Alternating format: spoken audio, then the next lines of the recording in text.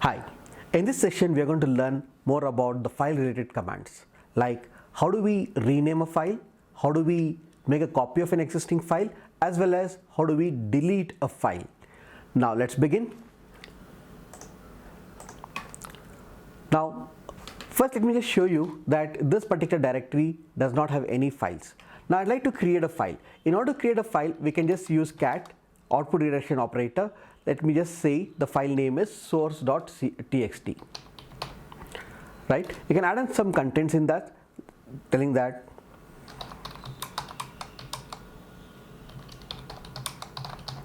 right.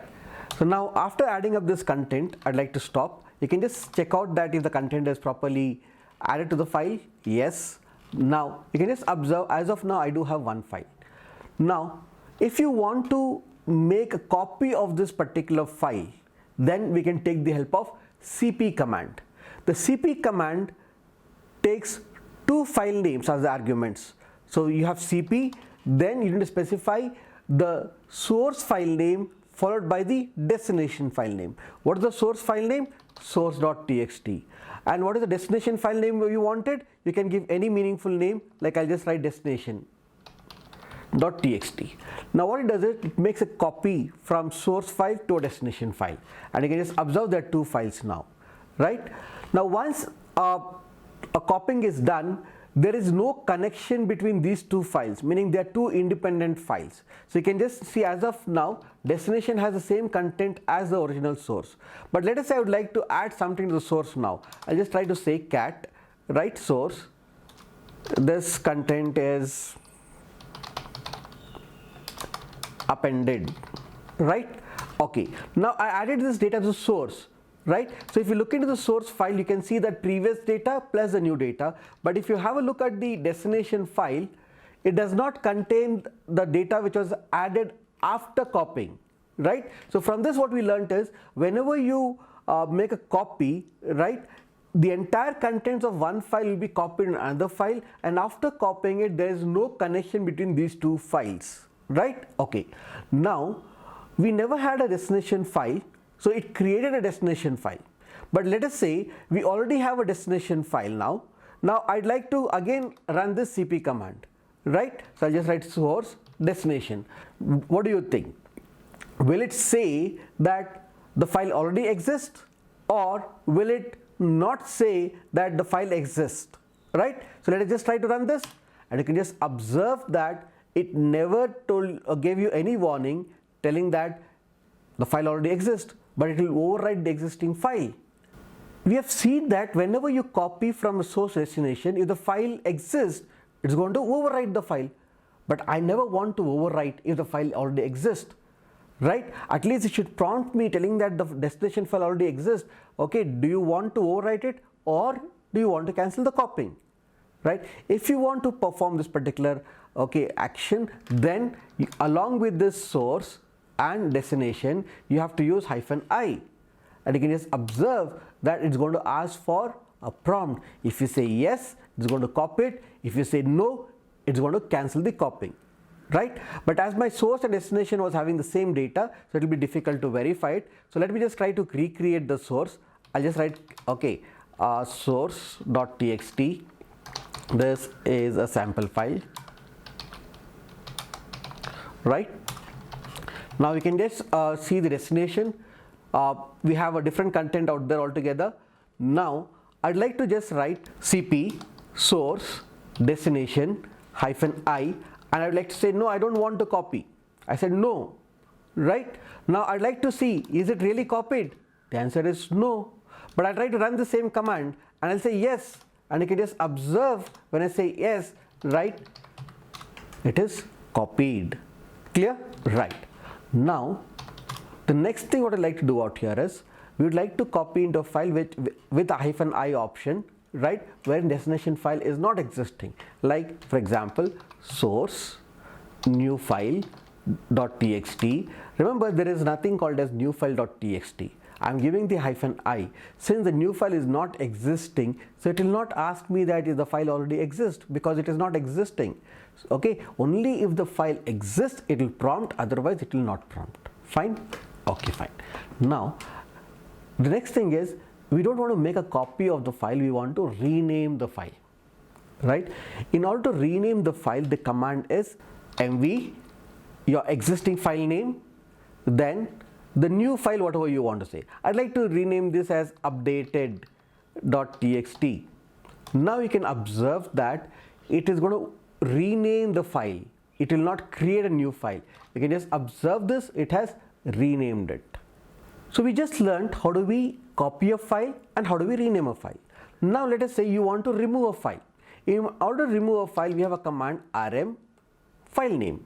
You can just say update.txt and you can just see that the file is deleted. But did it prompt? No. If you want to prompt letting that, okay, that you are trying to delete this particular file, are you sure about it, right? So you can just write destination -i and you can just see out here, it is going to prompt that do you really want to delete this file or not. Accidentally if you have done this, you can say no, but if you really want to delete it, you can just say yes. So as of now I'm saying no. You can just observe the file is not deleted. I'm running the same command, I'll say yes, and you can just observe that the file is deleted, right? We learned how to copy, how to rename and how to delete a file. Now the next thing is, assume that I don't want to make a copy of an entire folder, or also called as a directory, right? Now a folder can contain multiple files. Okay, so in Windows we could just write, or even UI on Linux, you can just copy the folder, paste it, and then if you want you can rename it, right? How do we do the same thing through the command prompt? First let me create a directory and let me just try to say that this is C programs or something what I have it here, right? So inside this C program I'd like to add some files out here. Remember I'm in C program here, okay, and then I'd like to add some files out here. So I'd like to write cat greater than first.c. I'd like to say that hash include hello world,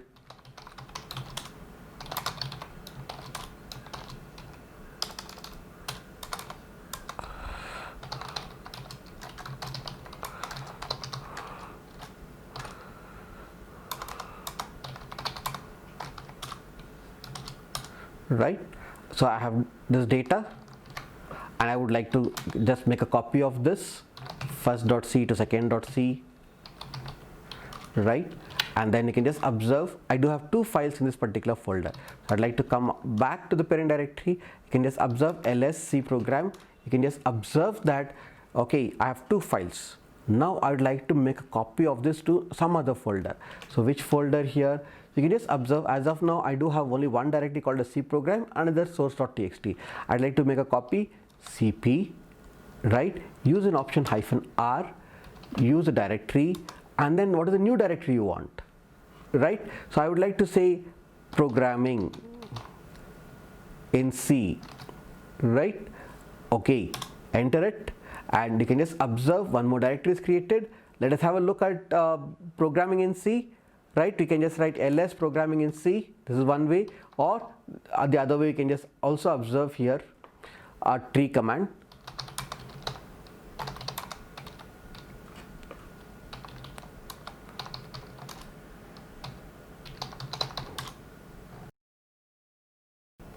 Right, tree command is installed.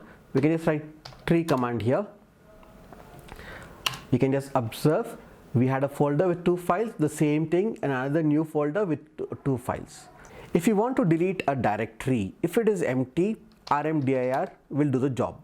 But if it is not an empty directory, like for example we can just see here that we have C program as one directory which contains some files, right? rmdir followed by C program will fail. So you can just write rm-r, you can specify the directory name. So you can just observe it's going to delete the entire directory. You can just observe that entire folder and the contents of that are deleted. The same if you want to delete the programming in C also, you can just write, remember this rm is without any options, is only used to delete a file, right? But if you want to delete a directory and its contents, right, so we have to use rm space -r. Clear? Right. So we learned how do we make a copy of the file, we learned how do we rename a file, we also learned how do we delete a file as well as delete a folder which is empty as well as a non-empty folder. Fine. Thank you.